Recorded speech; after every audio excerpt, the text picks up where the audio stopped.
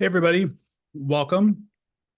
Very happy to have you here. I'm Kyle Pope. I'm I'm a co-founder of Covering Climate Now, and really happy to have you on this press briefing. Amy Westervelt, who's I guess a lot of you already know, is going to be leading this conversation. But before I turn it over, for those of you who don't know, Covering Climate Now, we're a collaboration of about 500 newsrooms around the world. We're a nonprofit for journalists, by journalists, and our job is to help people do a better job of covering what we see as the defining story of our time. This year, this conversation is particularly apt. We're in the middle of this massive election year all around the world, and disinformation is a key part of that, and it's going to become more intense as the calendar moves forward. So this is really apt. Just a quick plug at Covering Climate Now. We're doing a lot of work around the election. We have a weekly newsletter called Climate on the Ballot that gives you story ideas and helps you navigate what's coming up. We have our regular newsletter called the Climate Beat. You're going to hear a little bit later about a project that Amy and Phil especially have been working with us on, aimed at helping you target disinformation, aimed at journalists, deal with it, figure out what to make of it. We'll talk a little bit about that later. At the end of the webinar, please join all of the panelists on our Covering Climate Now community Slack, where they're going to continue the conversation. But for now, let me turn it over to Amy, who all of you know is the executive editor of Drilled Media. Amy, over to you. Thank you. Thanks for having me and doing this webinar. I'm excited. Can I have all of our panelists, our genius panelists, introduce themselves, please? Phil, let's start with you. Hello, Phil Newell. I'm Director of Science Defense at Climate Nexus and the co-chair of the research working group for the Climate Action Against Disinformation Coalition. Dharna. Hey, I'm Dharna Noor. I'm fossil fuels and climate reporter at The Guardian.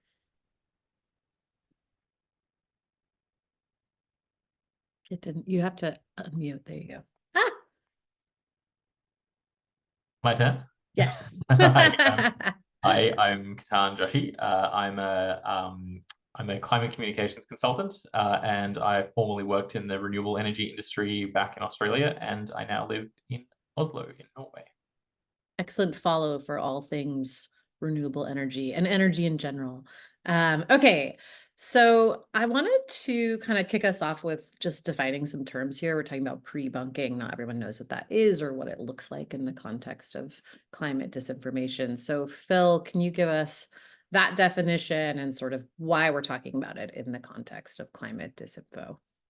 Sure. So pre-bunking is like debunking, only you do it first. Like a prequel is the beforehand of a sequel. So the idea is generally before your audience is necessarily exposed to some piece of disinformation, you get out ahead of it and you say, look, you might hear some weird things that wind turbines cause cancer, and that's not true. And so it's a way to sort of, in the same way an inoculation exposes you to a weakened form of a virus, pre-bunking essentially presents a weakened form of the myth so that people can build a resistance to it and sort of know that it's coming, and it primes them to think critically about issues that might be complicated. And it's really it sounds a little complicated. It's very straightforward in practice of just facts. You say the reality first so that when people only see the headline, they see the reality. And then you get into the sort of the myth and the fallacy and why it's wrong and how it came to be and sort of what cherry picking tactics might have been used or like that. And then you close again with the myth, with the facts, so that the myth is sort of carefully contained within the reality, so that if readers just see the headline, they see the reality. And the last thing they see and the last thing they'll remember is that conclusion that states the reality. And then in the nitty gritty is where you get into some of the back and forth of why and how something is wrong. And so I think for journalists, you will talk a little bit more about the renewable energy front because that's a real prime place for it. But in general, I think anytime you as a journalist get a pitch and a press release from a company and it sounds like it might be something shady, that's potentially an opportunity for you to say, well, like, what's the reality of this claim? Because that company is going to be promoting that product or sort of greenwashed idea to your readers. maybe there's a way you can talk to experts about it ahead of time so that, you know, when the embargo lifts and they're happy to promote whatever it is, you're there to say like, hey, not so fast, here's the reality, and you arm your readers with that kind of sort of critical thinking context before they're necessarily exposed to the false information. Awesome. Okay. Dharna, you know, this is a group that's by and for journalists, and we all know this is, it can be a hard sell for editors to convince them to let us write about something, you know, A, that's not real, B, that hasn't necessarily happened yet. So yeah, have you successfully pitched an editor on a pre-bunking story? And then yeah, like let us know how it went either way. This is such a good question because it's really true that like by design, so often pre-bunking stories come before there's a news hook. But they're also really important, right? Because so many of us are so deeply inoculated with fossil fuel industry narratives. But once you start to kind of follow those narratives closely, you can see that they follow these kind of distinct and really discernible patterns, which I think can make it easier to preempt the kinds of lies, frankly, that they'll tell before they even start to tell them. So I guess one recent example of this is the way that the oil industry talks about war, whether that's the war in Ukraine or the war in Gaza. So when, you know, the war on Gaza began, I immediately sort of started looking for industry messaging showing up because, you know, around when Russia invaded Ukraine, the industry immediately started to try to use it as an excuse to increase fossil fuel production here in the US, you know, to replace the assets that were lost due to the conflict. I figured that this might be something that they would be doing around the war in Gaza, because that's also obviously a place where there are a lot of fuel assets. And, you know, sure enough, I think before I even expected that they would be peddling out this message, the American Petroleum Institute, the world's largest oil and gas trade group, a few months ago launched this massive ad blitz focused on dismantling policy threats that could inhibit its ability to extract fossil fuels. And it said that the flow of oil, or that the inhibited flow of oil, rather, out of the Middle East amid the war could be a real concern to Americans. And because I'd already done this reporting on the narratives that were used around the war in Ukraine, before the ad blitz even, you know, reached American televisions, I was able to sort of talk to folks about the issues with their messaging. You know, obviously one big thing is that the industry will always claim that it can boost exports overnight. The US simply cannot do that overnight. We learned that very well during the war in Ukraine. And so I think being able to sort of preempt what patterns of rhetoric are going to be used can make it really easy sometimes to know what to expect from the industry and know who to talk to before those messages even reach the American public in many cases. Yeah, awesome. That's a great example. Okay, Ketan, I want to talk to you about the renewable energy space because it is an area that we've seen like really heating up with lots of fun news stories and old ones. So yeah, I'm curious what you've seen happening, you know, kind of what you think is driving it and any ideas you have for people to try to kind of get ahead of that and pre-bunk stuff. Yeah, absolutely. So I worked for 6 years.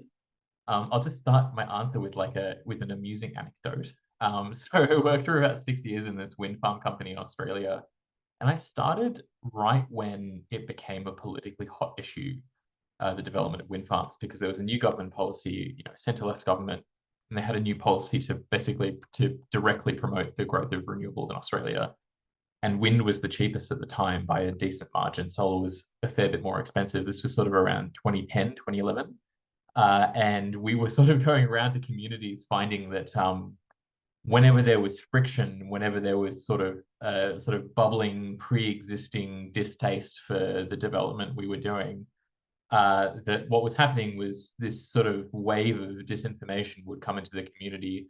And at that time, it actually really centered around health impacts. So people were being told that the infrasound from wind turbines was causing a range of symptoms and diseases. And it was all based on really classic tropes of disinformation, right? So sort of, I think it links in really closely with all this climate science disinformation. So there were sort of false experts and, you know, messages of uncertainty and all that sort of thing. And they really hit home because, of course, everybody is worried about their health, and they were sort of preying on a pre-existing concern. And around that time, I think it was maybe 2013, 2014, I read about pre-bunking and inoculation. I think it was like a Skeptic Science post or John Cook or something along those lines. And I was amazed by it. I was like, this is incredible. I really got to try this, because we were doing these community meetings in these sort of fresh communities, if that makes sense. And we had developments where there were no wind farms or anything like that. And so, we tried it one day. We thought, let's just try and sort of present people with the sort of science and the facts and like kind of what, or at least what we had at the time. And what we discovered afterwards, is that an anti-wind group had actually visited that community about a month before and had pre-bunked our pre-bunking. So it was a double, it was a pre-bunk. And so we had people coming up to us saying, oh, we had a doctor come to our community and say that you might say that this federal health authority says that there's no problem. And, she told us why that was wrong. And so we were just totally, we were totally unprepared for that. And it was, it was a real, I guess, introduction to this whole information battle around these projects and sites of friction. And hopefully, before I kind of left the company, I tried to suggest, maybe there's a better way to do it than, just sort of fighting around information. But I think it's still a really useful thing to do. I think that like if we'd done it properly in those instances, we would have catered it to each community a lot more closely. We would have actually tried to empower local community members and sort of empower some experts rather than telling ourselves that we could be the ones as the developers to come in and say, hey, we kind of know what's good for you. So there was this sort of socio-political context to those projects as well. And then one thing that's worth mentioning, if you want to know more about this, Amy, your interview with Isaac from, I think it was Brown University recently on, I've just been really fascinated by the rise of disinformation around offshore wind and whales, because it's very unusual to have a new thing in this space, particularly with wind. You can have a lot of very old and repeated mythology flying around, but this is a really new one. And Australia is, there's a lot of stuff going around in Australia on this, including a bunch of sort of software generated, like there was a fake scientific paper that was generated by a large language model. There's a bunch of imagery that's been generated by like a journey, going around these groups. So I just raised that as an interesting challenge around pre-bunking, because how do you pre-bunk something that's generated using this sort of sentence generator tool? Man, I just wanted to fake mention scientific papers. Oh God. Yeah, it's well. I'll post a link in the chat so other people can read about that one. Yeah. Wow. Phil, what about you? What have you seen in this space? And like, if you have a good example of sort of pre-bunking one of the anti-renewables disinformation things, it'd be good to hear So about. the time element of pre-bunking is always a little squishy in that like you're always going to be responding to something doing it. So whether or not it's fully before anybody has seen it, the idea is before it's a super popular idea that everybody has seen. So as just mentioned, the offshore wind and whale stuff has been really ridiculous and new. Just posted in the Slack here, or sorry, the chat. A link to a piece that I think handled it really well and used the fact myth fallacy structure really well and had a lot of length and a lot of word count to really explore that issue. But when you look at that story, if all you can see is the headline, then you get the story because it's false rumors in the wind, offshore wind opponents spread misinformation about whale deaths, fishing, and more. Like boom, that's it. Like that's the whole story in a sentence. But then there's so much more. And so then when you go through, it doesn't start with like some people are making fishy claims about wind and whales. It starts with the reality that whales are getting killed by fishing lines and getting hit by boats, and that's what's doing it. And everything else comes after that. So it sets that frame immediately of here's the reality and here's the truth. What is particularly interesting on the offshore wind opposition is that we've seen a lot of this sort of combination of what seems like maybe sort of grassroots opposition of like not in my backyard kind of opposition. And you go in those or I go in some of those Facebook pages and groups and you look around and some of them are like a local county Republican operative runs that anti-wind thing. And that's a pretty obvious political play. Some of them do seem relatively organic and grassroots in that it's not professionals sort of posting and running the groups. But then when you look at the actual content itself, what's being shared is a majority of sort of fossil fuel derived content and content from groups that have historically received oil industry and other industry funding. So there's this idea in public relations called an information subsidy, and that's essentially what the professional disinformation groups provide, is that sort of base content of like, here's a white paper that puts together a science-y argument that you can use to sound like you know what you're talking about when you're blaming wind turbines for killing whales instead of fishing vessel strikes and lines, which is much more common. So that idea that like it's now sort of a combination of kind of grassroots stuff getting fertilized then by the industry BS. And like, is that AstroTurf? Not exactly, but they're definitely getting that information subsidy from the industry. And without it, like, I don't know what else those Facebook groups would be posting other than the sort of AI generated sort of meme spam images, which they use to sort of get attention and recruit, while then sort of working quietly with the lawyers who are generally funded by the industry one way or another, by the oil industry or fossil fuels, on the sort of legal pushback. And so it's a two-tiered thing of like being ridiculous online for attention, while also sort of being really serious and working local city council meetings and organizing kind of write-in letter campaigns to regulators and things like that. That's the sort of nitty-gritty of stopping these projects. And so for reporters, I think it's sort of the combination of the two. And you talk about, you use the ad campaigns or the silly AI images as sort of the news hook to then get into the nitty gritty of how they're influencing the policymaking and regulatory process. Yeah. Dharna, I'm curious what you think about all of this stuff, kind of what you've seen, and also, I guess just like how you think about kind of balancing this thing that Phil just pointed to of like, there are some people in these communities who have, legitimate concerns about whatever development is happening in their area. How do you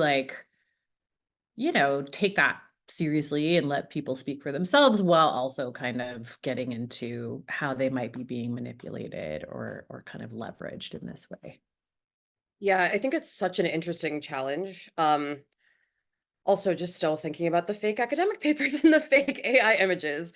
But it really it's such an interesting challenge because you don't want to seem as though you're just partisan, as though you're just sort of a partisan who's rejecting any sort of argument against the potential dangers or potential legitimate concerns that people might have around technologies that they might be less familiar with, not for good reason, but for real reasons. There are technologies that people are less familiar with.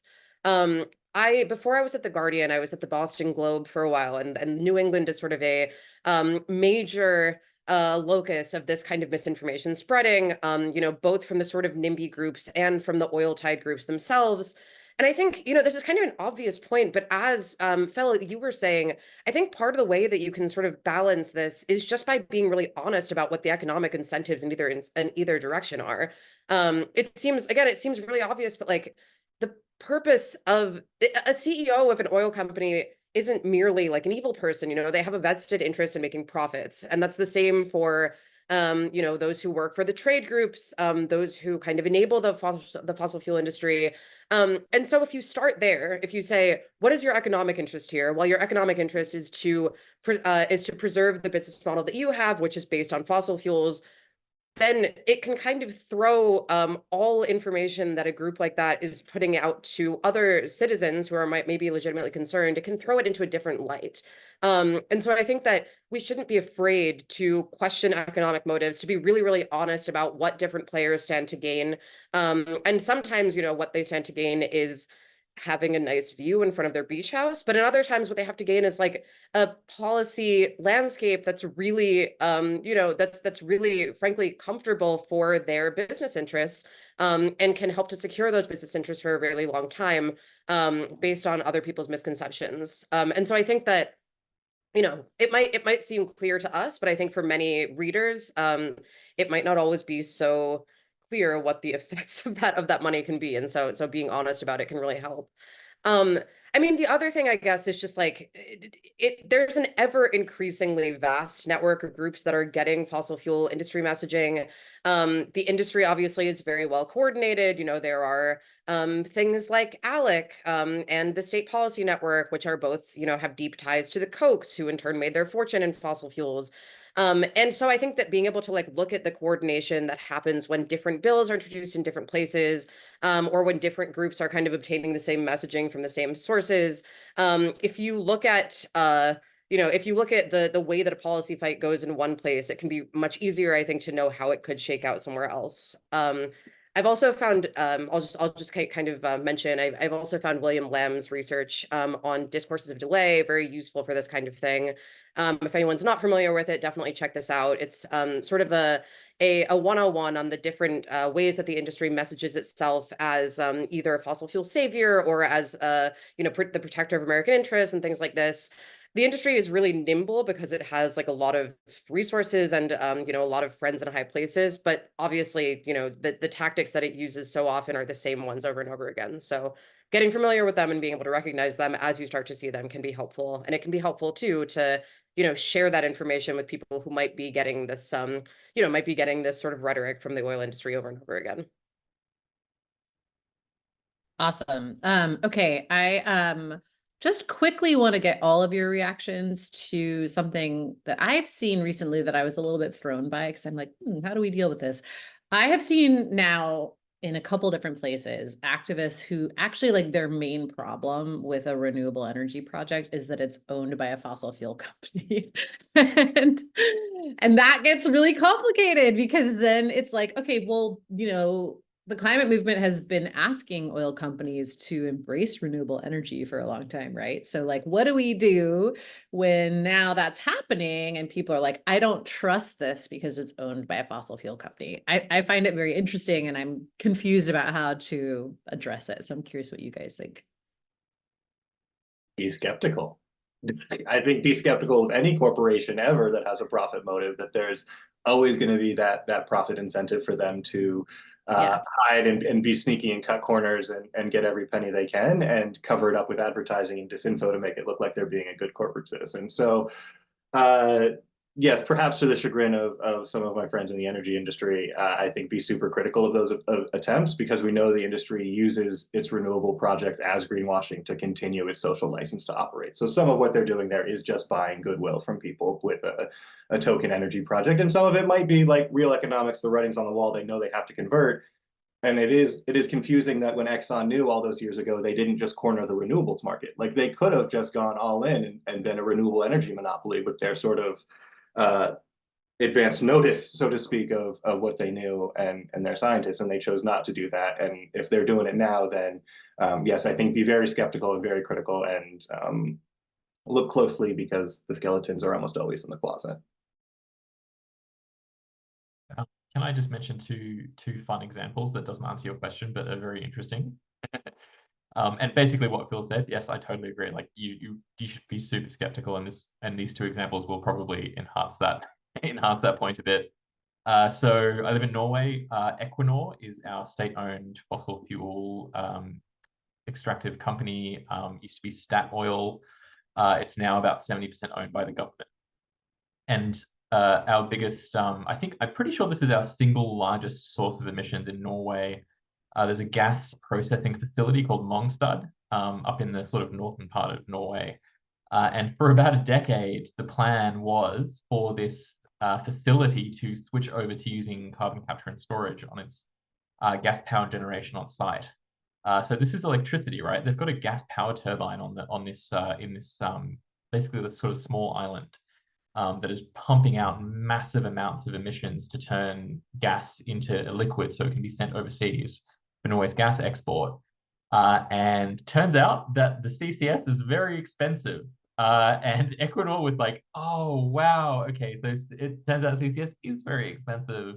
And they've changed their mind. And now what they're doing is they're developing an extremely large wind project onshore, very close to this island, and it requires a very large transmission line as well. So a very large wind project, a very large transmission line being developed by Equinor.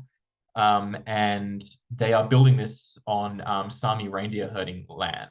And so basically this issue has been plaguing wind development in Norway for basically sort of 3 to 4 years now. Greta Thunberg recently came to Oslo to help the protests by indigenous Sami people against these wind projects. And she was, arrested outside of the Norwegian government house and things like that. And so this is just another project on top of all of that. Except this one is run by a fossil fuel company specifically to power a fossil fuel project where they're preparing gas for export into another country.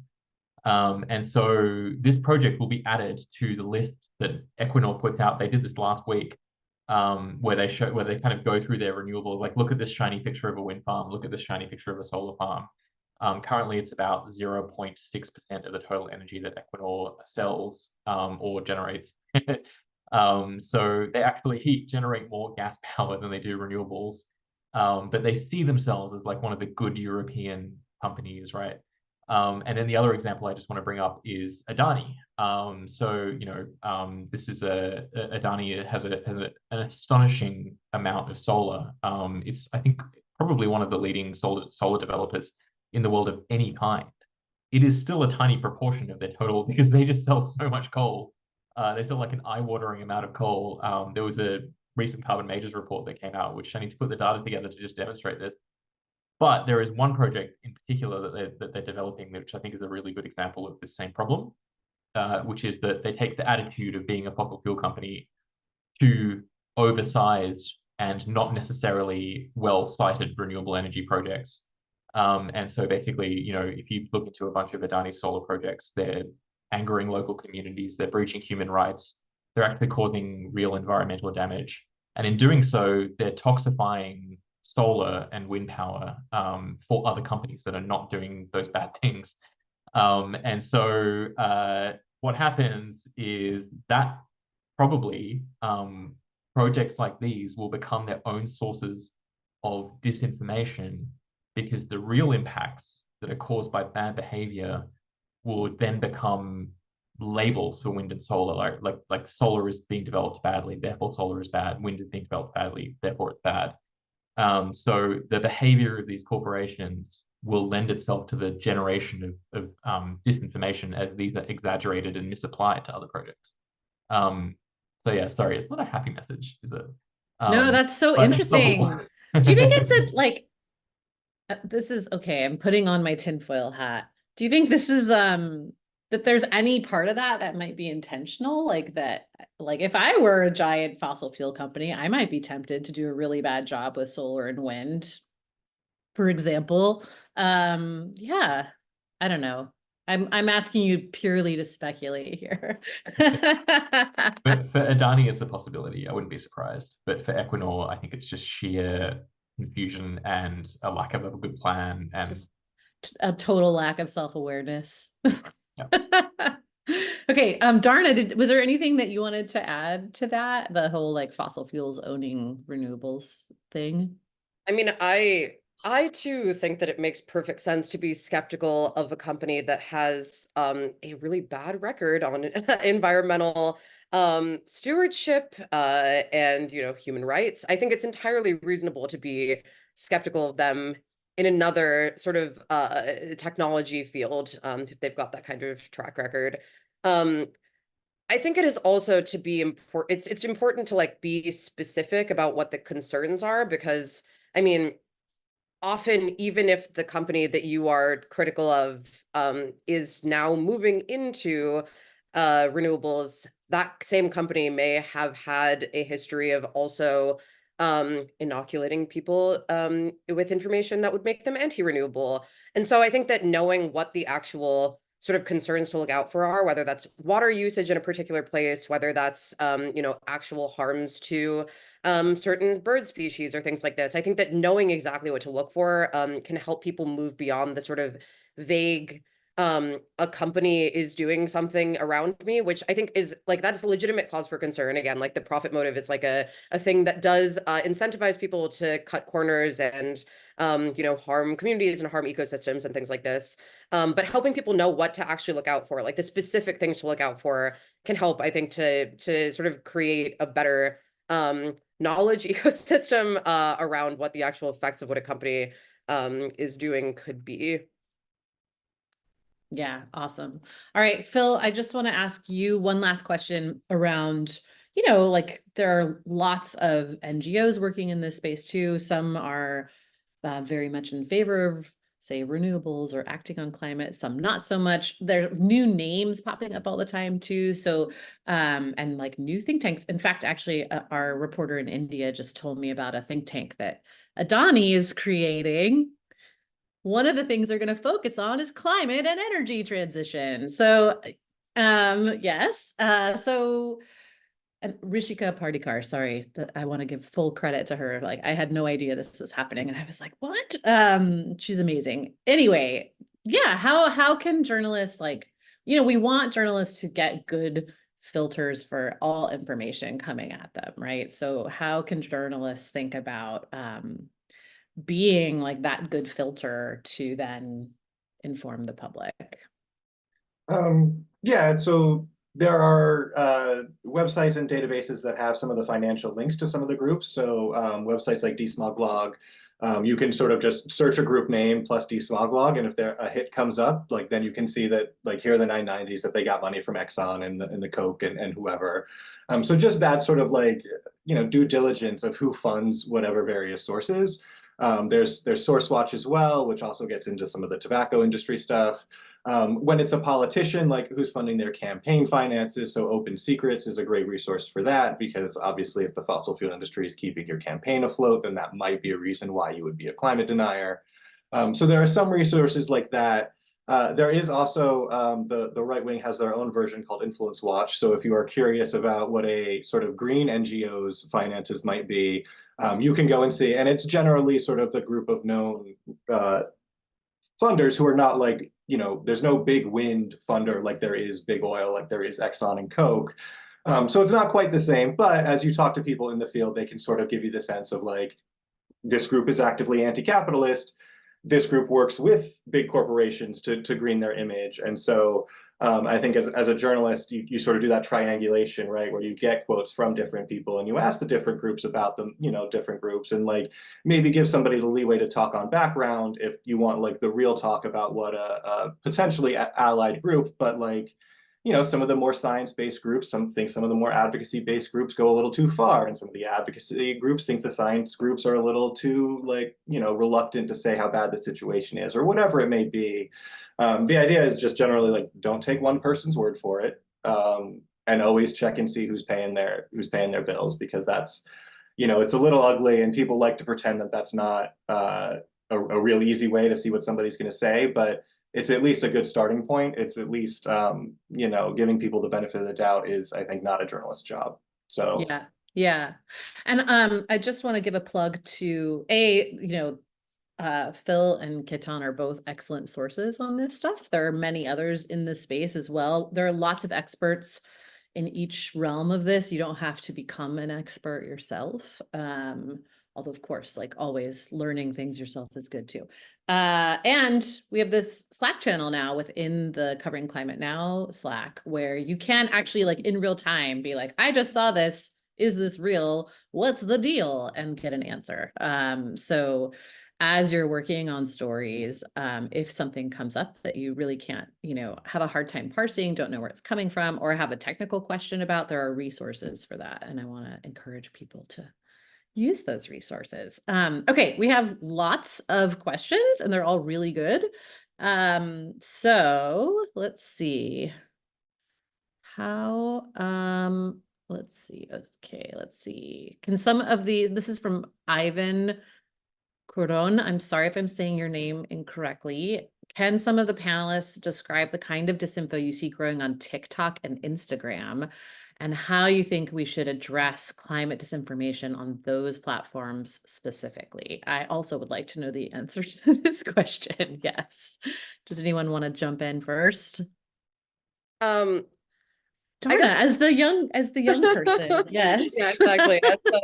As the young person on the panel, I think that, I mean, the issue with TikTok and Instagram and these kinds of platforms where the whole purpose is to condense information is that no one is citing their sources.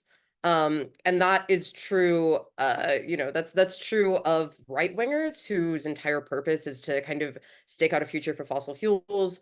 It's also true for like, Zoomers who like to summarize great articles that they've read about climate disinformation, but might, leave some important things out in order to make a 30-second video, or might not cite the publication where they obtain the facts that they're saying and things like this.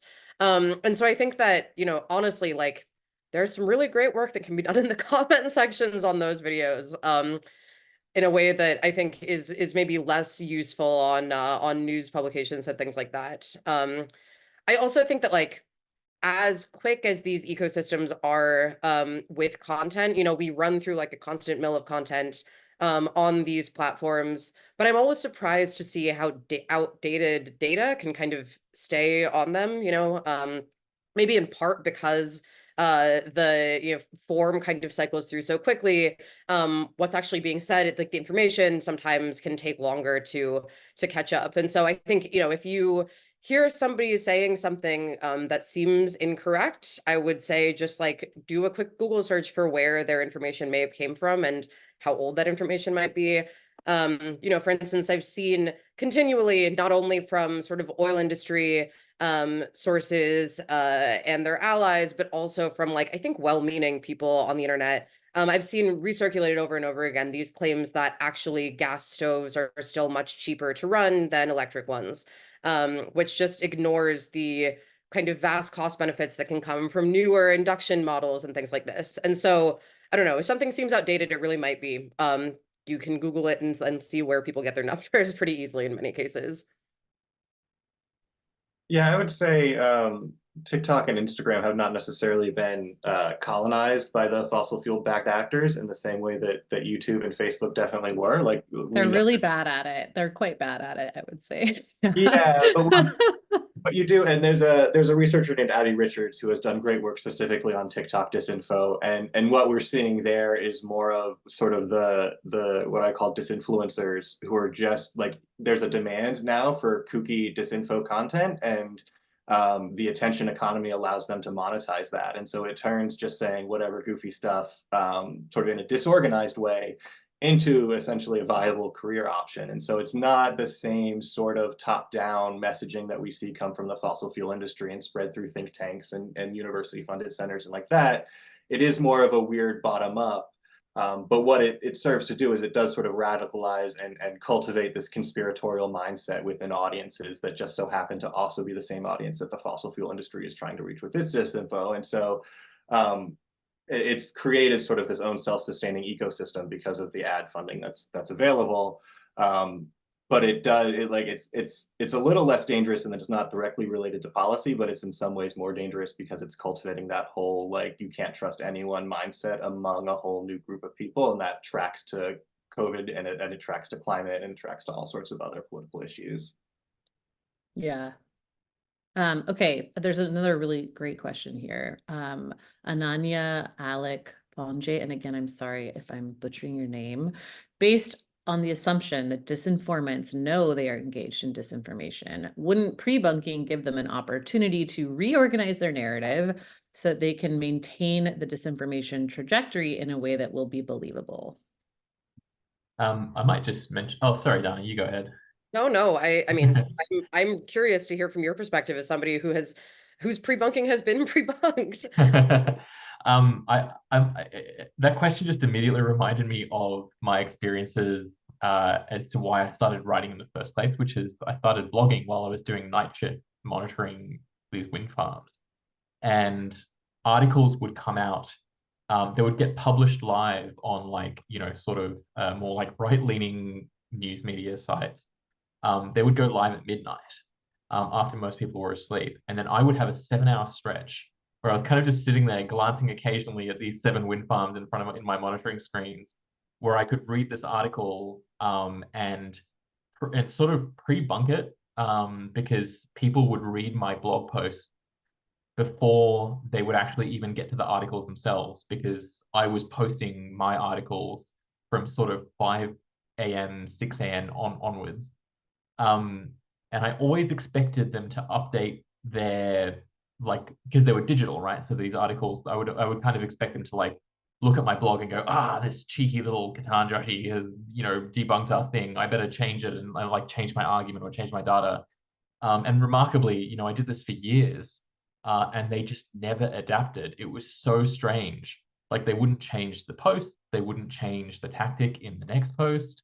They were just remarkably unreactive and very like they just never really adapted.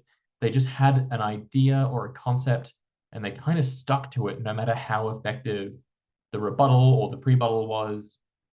And so it just made it very easy. You kind of knew exactly what they were going to do, right?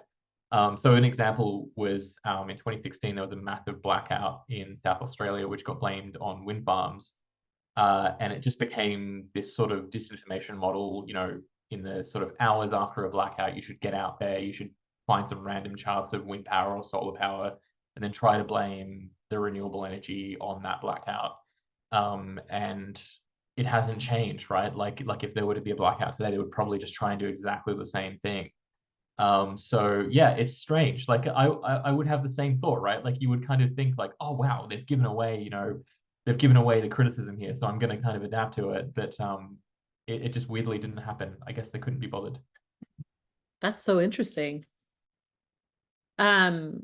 Okay, Sammy Grover asks, do panelists have advice for how to track or anticipate the types of disinformation that may be coming down the pipeline? Sammy, a new metaphor. I'm just kidding. I use that all the time too. I find that some disinformation is very predictable, but some comes totally out of left field. So what do we do? How do we try to like get better at predicting that stuff? I like to say that disinfo only works if people see it. So like it's on social media, you can create an account and follow some of the people that are terrible and follow some of the people that are then suggested to follow, and essentially you create kind of a dummy denier account, and then you can more or less operate online in that same information environment that they are, and you start to see those things bubble up in comments and like that. And some of it is like, yeah, you might have to go to 4chan and see where some of this is coming from, but a lot of it like percolates around a few different spots. And that's really how you know it's going to be trouble, if you see it like in a YouTube and in a TikTok and on a Facebook page. That's probably about to break through. So it really is just sort of putting yourself in their mindset. At least that's what I found. You can also pay tech providers lots and lots of money to do that kind of advanced monitoring. So if you have a big budget because you're a corporation and want to find people talking smack about your product, that's an option. Otherwise, yeah, I go old fashioned and just sort of manual user experience based. Right. Those are all really good answers. I'm just gonna put in another plug for the really boring answer, which is just like get familiar with the market. Honestly, I think sometimes the easiest way to know what kind of misinformation is coming down the pipe is like, is the price of gas cheaper or more expensive than it was last month? Or like, who are the major players in the renewable space right now who are up for big contracts, and where then does that mean that you should be looking for misinformation? That's like nowhere near as, I think, interesting as doing the like, go undercover on 4chan stuff, but I think it can be just as useful sometimes to like, I don't know, just know why it is that the misinformation might be useful to any particular actor at any particular time. Totally. Okay, this was asked from an academic researcher, and I put it in the chat to get other journalists' input too. But Dharna, I'm curious to hear what you think. Tobia Spampati asks, one thing we pre-bunk on is how misinformers use psychological techniques, for example, fear-mongering, to misinform. Do you think a pre-bunk about big oil psyops rather than anticipating specific claims would be an easier sell to editors? That's really interesting. I thought so too. I was like, I think maybe it would be actually, yes. Yeah, totally. And I mean, also like, I could see a sort of hybrid form where you obviously draw on examples of previous sort of forms of misinformation and the psychological techniques that they use. I would honestly also be really curious to hear from folks in the industry to ask about how much they even know about why the things that they're putting out their work. If you do end up writing that, Tobia, please hit me up. I'd love to check it out. Yeah, it's really interesting. Okay, I'm gonna ask these are kind of two questions asking the same thing from Drew Saunders and Ben Adams. The first is, we're living in a hyper-polarized era. How can we deal with partisan bear traps while pre-bunking? And the other is, what do you do about the fractured media landscape? How do you pre-bunk for audiences with very different biases? Kind of, basically, what do we do about this? That people are in their little groups and they're consuming, a very particular type of information that they want, and how do you reach those people? And or like, how do you pre-bunk in a way that, the most people will take to heart, I guess. Yeah. I mean, I think right-wingers also don't like to be taken advantage of by big corporations. Mhm. And so Yeah. sometimes I think reminding people what the motives are of the people who are putting the information out there can be just as important as engaging with the specific claims.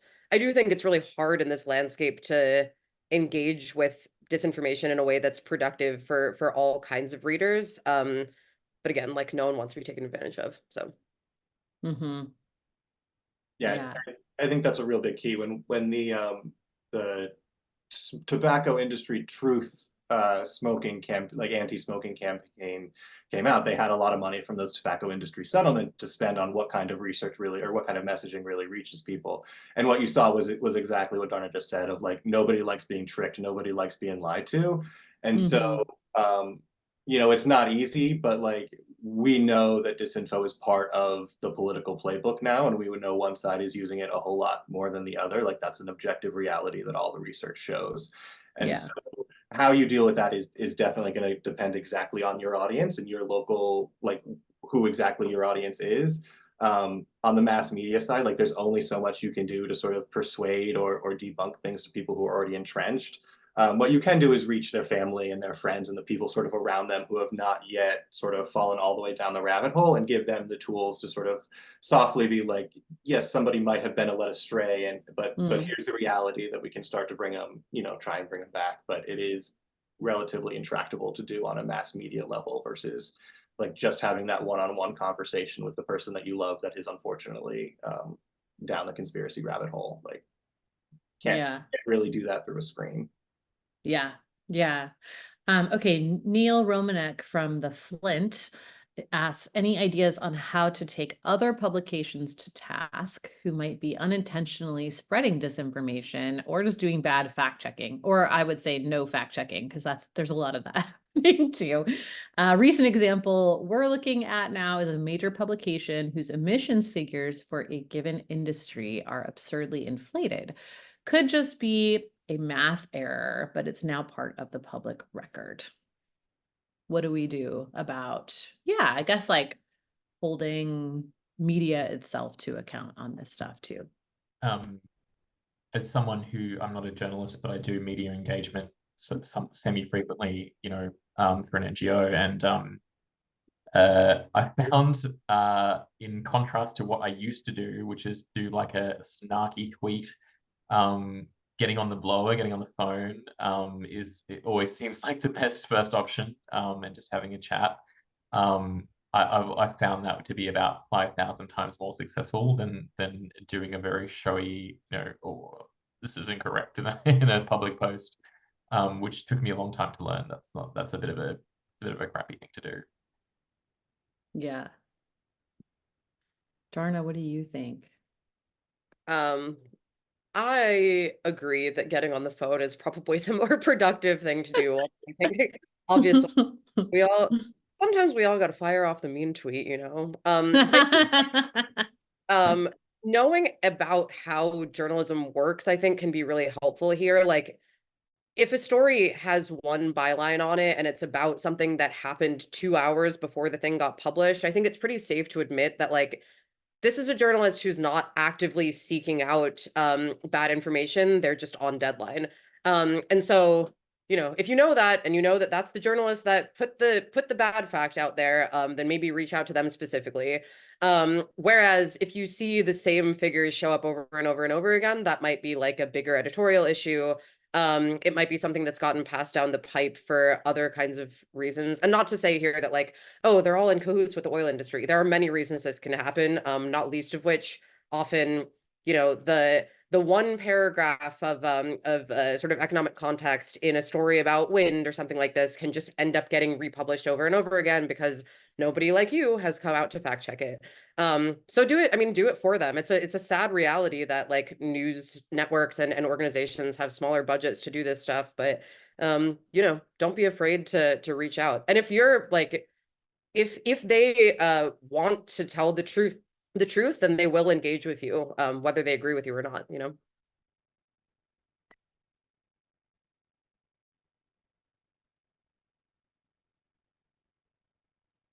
Whoops, there we go. I'm very good at technology. Okay, Chris Bolt at WAER Syracuse Public Media says most of our stories are local and they're often about NIMBY arguments against especially larger wind and solar projects. Is there a way to debunk the negative impact on property values argument or this very subjective, it's hurting the viewshed statement? We had before wind turbine syndrome became the main thing, property values was the main thing. This was an era of basically quite rich landholders in rural Australian states, and property values was always the thing that was sort of put forward. And unfortunately, we found that there was really no way to pre-bunk it because the thing we were debunking had no shape or form. It was kind of just this mysterious effect. In fact, sometimes we would hear it stated both ways. Like sometimes we would hear people say, oh, you're going to make the housing crisis worse because property values will go up because there's more power or something near this project or there's more facilities. And other people would say, prices will go down. And we really struggled with it. We didn't really know what to do about it because, it's just a weird informational thing to sort of pre-bunk an argument in both directions or a very non-specific argument. We had trouble. Sorry to give another vague answer. No, that's great. I think it's helpful to hear like, yeah, it's hard and this is why. Yeah. Anyone else want to weigh in on that? Okay. Tom Spencer, this is a great question. Increasingly, PR has become about blocking legitimate inquiries. How do we increase accountability from companies when we're blocked by their communications teams? And when 99% of the time we can predict the response from companies, do we still need to give the old school right to reply when it's used to platform more disinformation? I would say to the last part of that, like, yes, you always have to give right to reply and fact check. And then but you don't have to repeat disinformation. Those two things are not connected. Yeah, like even if I actually just had this conversation with a reporter that I was working with who kind of quoted a statement from someone that was false. And I was like, you either like don't quote it or you immediately like talk about how it's untrue. It's another chance to debunk what someone's saying. Yeah, I don't know. Dharna, what do you think? As a very sort of like boring technical point here, I found it really useful I agree with you, first of all. I think you always do need to ask for the right of reply. That does not mean obviously that you need to quote the like long soliloquies about how must be the future of of every economic system. It does not mean you need to quote them in full. And so just as like a very basic technical point, I think that paraphrasing can be really useful here. There's no reason that you need to give industry representatives the opportunity to lie to your readers. And also like here too, I think that pre-bunking can be really useful. I've found it really effective, for instance, to say, industry interests here, here, and here have used this incorrect piece of data in a statement, blah, blah, blah person from blah, blah, blah industry said this, where they too use this incorrect piece of data, right? So I think that, again, doing the sort of truth sandwich where you're starting with the truth can be helpful here too. Yeah. Also, like, yes, I think it's really difficult to cover companies that refuse to engage with you. But you can always talk to people who work in adjacent industries. You can talk to people who quit. There's always other people you can talk to. Subsidiaries. I'm a big fan of like international partners that, don't know to be skeptical of you. Yeah, absolutely. Might not know your name. Yeah. Other folks, they've got a big network, you know. Yeah. Yeah. Amy, can I just add one tiny little extra point on top of that? Please. Yeah. Just another little interesting thing is basically I've kind of switched my career from being like a renewable energy advocate into being a sort of critic of greenwashing, like corporate greenwashing, particularly around fossil fuel companies. And one real challenge with this, particularly with pre-bunking, is that greenwashing is actually a message that a lot of people do want to hear. It's not a scary message. It's not a sad message. It sort of eases this pressure we have in our minds about the anxiety about climate action. It makes everything seem a lot more possible. And so it's a real challenge because you then have this extra layer of resistance because people would prefer to believe the sort of greenwashing message. It's a popular one. That's why That's it works so well. interesting. That's really So interesting. something to Yeah. remember. Yeah. Yeah. Okay, Mandy Hank asks, how can we decide what is and isn't worth pre-bunking? Phil, I feel like you get asked this question all the time. And then also relatedly, what are the panel's thoughts on geoengineering and how to inoculate the public to arguments coming from some of these shadier parts of that conversation? So maybe Phil, if you want to take the how do we decide what's worth pre-bunking? Yeah, so there's a book that John Cook, I think it was mentioned elsewhere, but did his whole PhD basically on climate disinfo and debunking things. So the debunking handbook has a great little graph, it's a little flow chart, but the idea is basically if it's just like one weirdo on the internet saying it, you probably don't need to elevate it. If it's a professional saying it, if that weirdo happens to be an employee of the yay free market think tank that's getting fossil fuel money, and you see them start saying it, that's when it's probably worth it. So the diagram breaks down whether or not the myth is sort of totally set yet in people's mind, whether it's super popular, it's gotten traction yet, that it's probably too late. And if it's sort of off the wall and not gonna get traction, you probably don't need to worry about it. But if it's in that sort of sweet spot of oh, that sounds real enough to be true, it seems like something that's gonna really tick people off, and you're seeing it from not just one weirdo, but a couple of different people who are doing this professionally, that's really when you get those professional signals, and that's when I think it's time to hit it. Yeah, I might let others answer on geoengineering. I just want to give a quick plug for Phil's very quick and easy definition of disinformation at the SEJ conference last week, which was wrong on purpose for money. I feel like that's a really good, if someone's doing that, then it's probably worth looking into. Yeah, what about this geoengineering thing? Anyone have thoughts? Working definition of disinfo, just to triage, that's the important. Yeah, exactly, focus. Exactly. I know it's not your scholarly definition, but it's a helpful framing. Yes. Yeah. So geoengineering. Mirrors, cloud seeding. What are we doing? I know we have limited time, so I'll try and make this super quick. But yeah, I've been trying to develop basically a very similar to Will Lamb's discourses of climate delay that was mentioned earlier. Awesome. I've been trying to develop a sort of I guess risk factors for technological greenwashing. And so my sort of early draft of this is generally it has to be something that's around the corner but not immediately available. It has to be a little bit more expensive, but not obviously as cheap as something that is available. And it has to it has to neutralize or undo the ongoing process of fossil fuel emissions, right? So yes, carbon capture, carbon removal, geoengineering fits really neatly into that.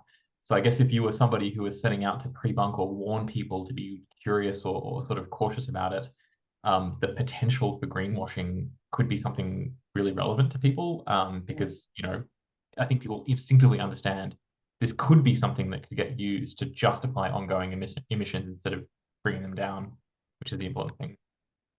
Yeah. I think also just look for researchers who don't have industry ties. Again, I can't immediately think of someone who's doing this on geoengineering, but on the sort of the direct air capture question, which kind of falls into a similar framework, I think, and there are similar concerns there. Yeah. There are some folks, Andrew Bergman and Tully Rinberg at Harvard, who have looked at sort of publicly owned options for direct air capture and ways to use these technologies in ways that don't only perpetuate greenwashing. So just look for folks who have grants that don't leave them beholden to any one industry or the other. Yeah. Yeah. Awesome. Thank you guys so much. I'm going to throw it back to Kyle Pope to wrap us up here. Thanks, everyone. Thanks to all of you. That was amazing. You know, there's a danger that we can feel sort of overwhelmed by all this disinformation. It's coming at us. It's so well funded. It morphs and it shifts and it ebbs.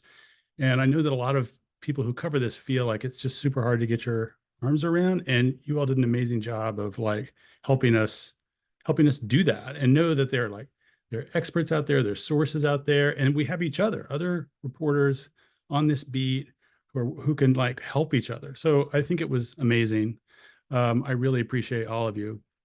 As we mentioned at the outset, some of the panelists will be able to join us for a bit now on the Covering Climate Now community Slack, the Disinfo Disruptor channel. Amy mentioned that earlier. So if you can, hop on over there. If you have, we weren't able to get to all the questions, obviously, but whatever we can, we'd be happy to continue the conversation. In the meantime, thanks again, everybody. It was fantastic, and we'll see you soon.